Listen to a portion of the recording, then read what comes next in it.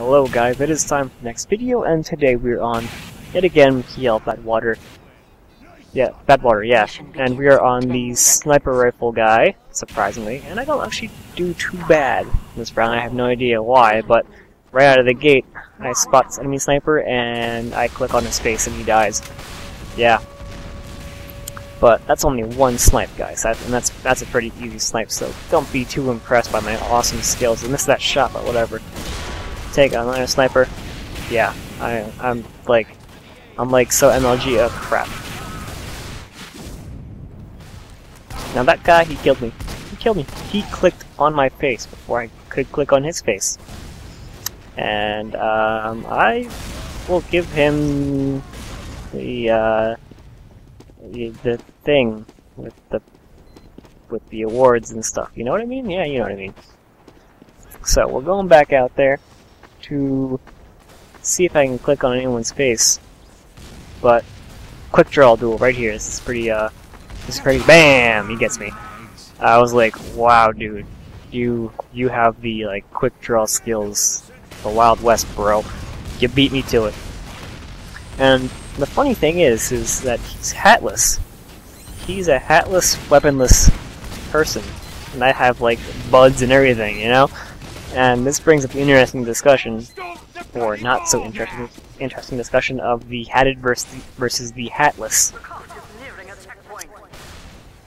Hats are a way to, well, signify how long you've been in the game, I guess. Like, if you've got like a giant hat collection, chances are you've been in the game for a long time, and then that's pretty much it.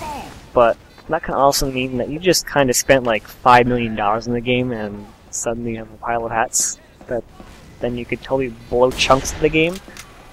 That can happen too, but that's kind of a rare case because, well, people don't buy $5 million worth of hats. They do buy $5,000 hats, though. That's a different story. And, well, that guy kind of kicked my ass for those first two shots, and I was like, well, you know, he's hatless. How did you do that? And the same goes for, say, Pyro, where if you're on Soldier, you'll just kind of say, oh look, a Pyro, he's got stock flamethrower, stock shotgun, stock fire axe. I'll just fire like every rocket I have at him and you won't be able to reflect anything. And sometimes that's not the case, and you go, oh my god, did I just get killed by some like FTP nub? And I'm not hating on the FTPs here, I'm just saying, so I'm an FTP too. That's where my roots came from. And he pulls that body shot off me. I'm like, ah, you're kidding me. He snuck it in. Now, mind you, I'm not very mad about that because, well, he shot first, and, well, I don't really care. He killed me first, and he's got the better clicky adventure game skills right now. Now, back to the earlier topic of the hats.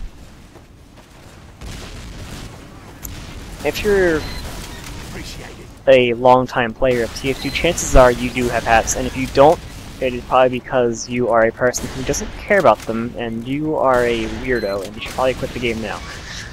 I didn't mean that, but chances are, if you played the game a long time, you have hats. And this is pretty obvious, but it seems that hats seems to equate to skill. Now, I will not lie, that has somewhat of a truth to it, because when I bought my earbuds, I, like, could do things I normally couldn't. I have no idea why. Kind of like a placebo effect, I imagine. So I'm going to chalk it up to that, and say it's all in my mind. But in reality, hats, they're not, like, magical skill machines.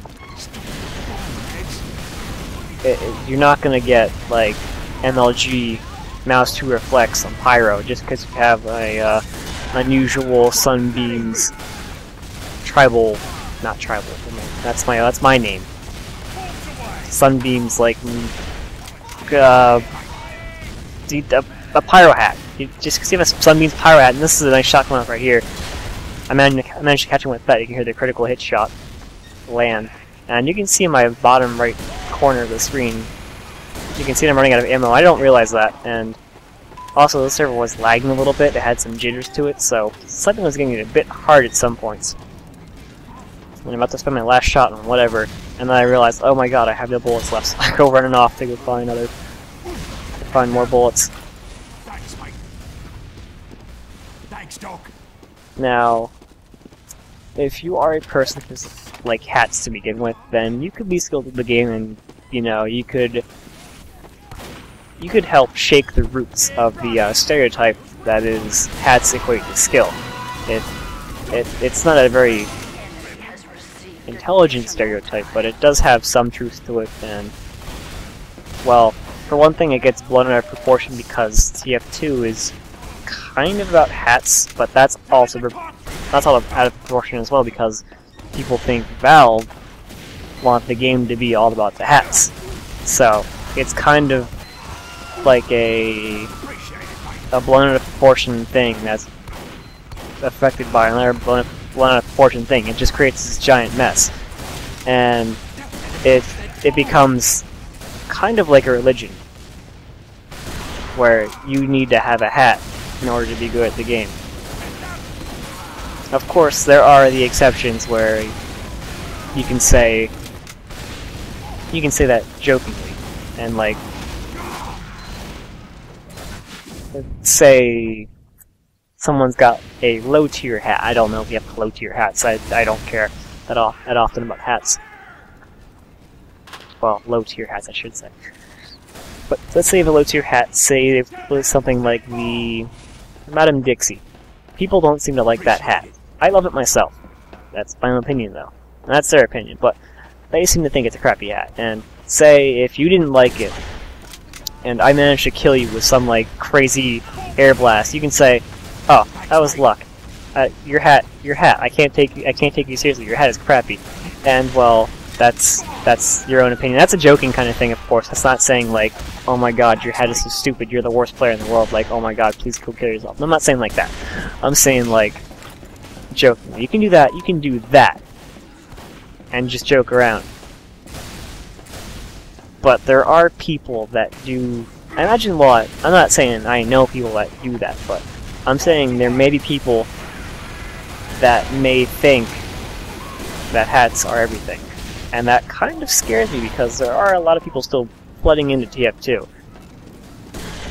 The whole hat business is pretty crazy, and I got my butt saved by that sniper and body shots him, thankfully.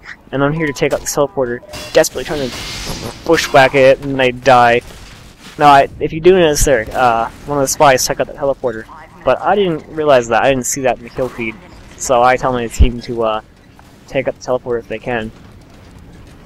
So I completely missed that. I'm sorry. I'm being misinformed by myself.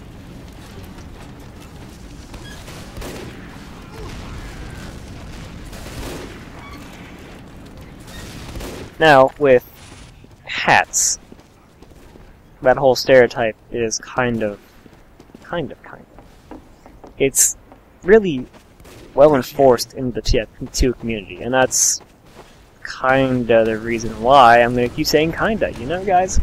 That's the reason why that it's so prevalent in TF2 communities. It's so overused and it's so in there by now, and there's no chance that it's ever going to be undone unless Valve decides to ban all hats in the game, which I honestly doubt because, well, they're Valve, they don't care. I don't mean that in a bad way, but Valve doesn't care that hats exist, you know? They're not gonna go anywhere, ever, I don't believe. And if they do, the community will be like, "Oh my God, you took away hats for TF2, we're rage quitting right now." So I don't think that'll ever happen.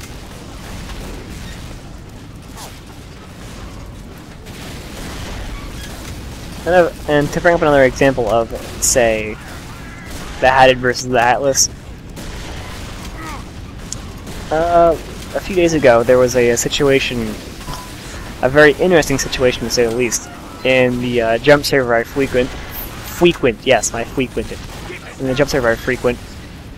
And, well, a soldier came in, and he wanted to practice jumping. So he comes in, he's got an unusual, he's decked out to like all hell, and then he says that he's in competitive.